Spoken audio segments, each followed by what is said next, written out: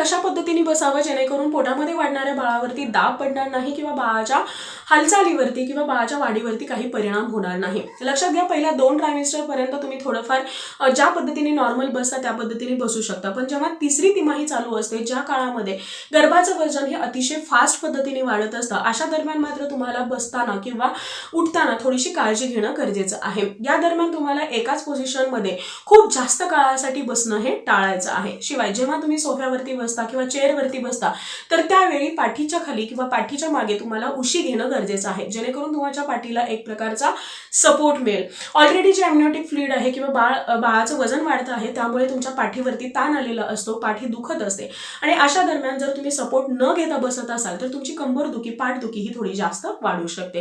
त्यामुळे नेहमी तुम्हाला सपोर्ट घेऊन बसणं गरजेचं आहे।